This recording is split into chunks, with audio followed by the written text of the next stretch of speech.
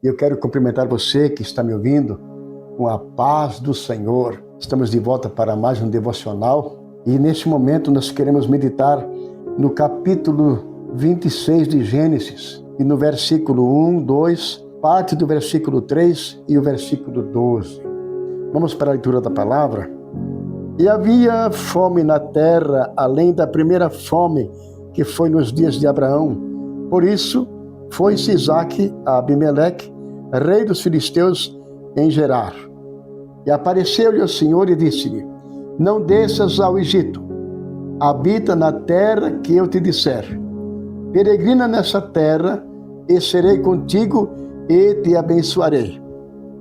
Versículo 12. E semeou Isaque naquela mesma terra, e colheu naquele mesmo ano 100 por 1, porque o Senhor o abençoava.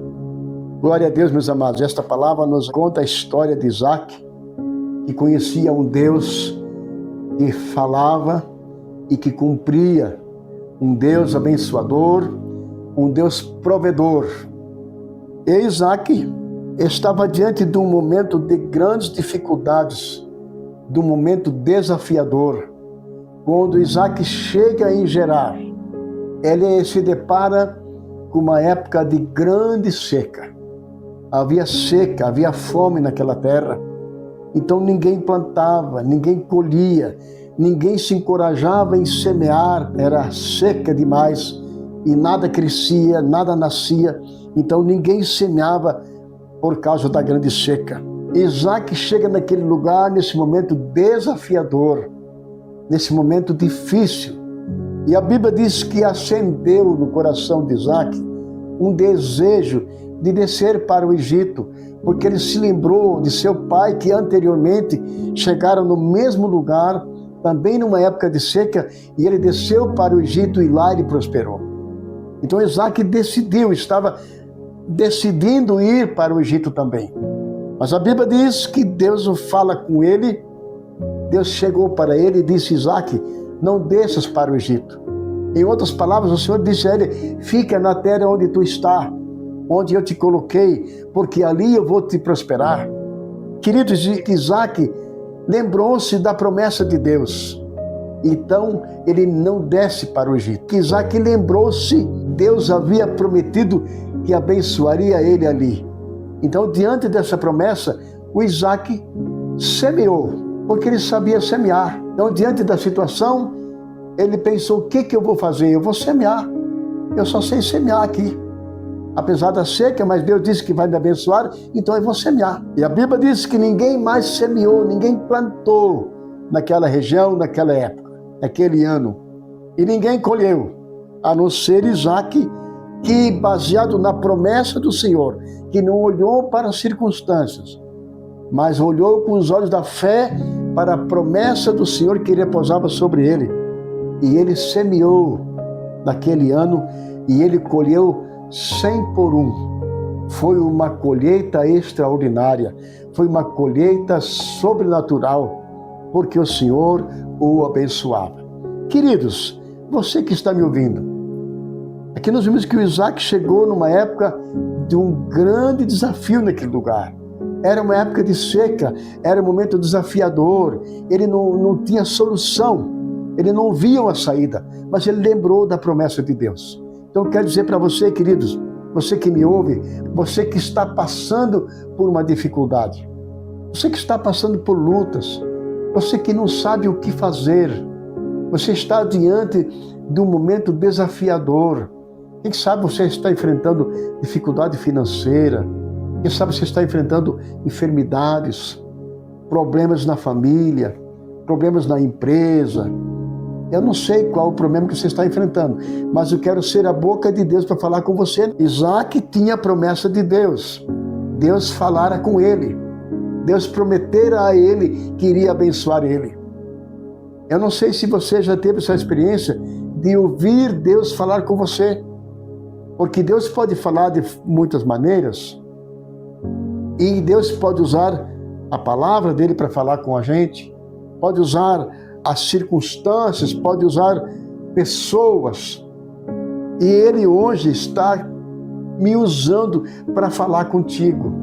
Eu quero profetizar sobre você, eu quero dizer para você que sobre você repousam promessas de Deus.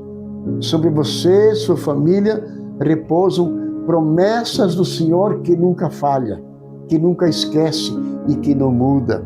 Então não se abala, confia tão somente. Se você está dentro de um momento difícil, não olha para as circunstâncias e não receba, não ouça as opiniões das pessoas, do público, que vem para roubar o seu foco, para roubar a sua fé, para roubar a sua oportunidade de um milagre sobrenatural da parte de Deus. Porque eu creio que assim como o Senhor fez com Isaac, assim Ele quer fazer com você. Essa palavra que nós lemos aqui, ela foi para Isaac. Ela não foi para mim nem para você. Mas hoje Deus está falando através de mim para você. Porque nós somos mensageiros de Deus. Nós somos profeta de Deus. Então receba a mensagem do profeta de Deus. Deus tem uma nova história para você. Deus tem uma saída para você. Deus tem uma solução para você. Não importa qual o tamanho da sua dificuldade. Não importa qual o nível do seu problema. Não importa qual é o tamanho do seu gigante. Mas eu quero dizer, seja você como Isaac. Nesse momento difícil, não se desespere, mas confia no Senhor.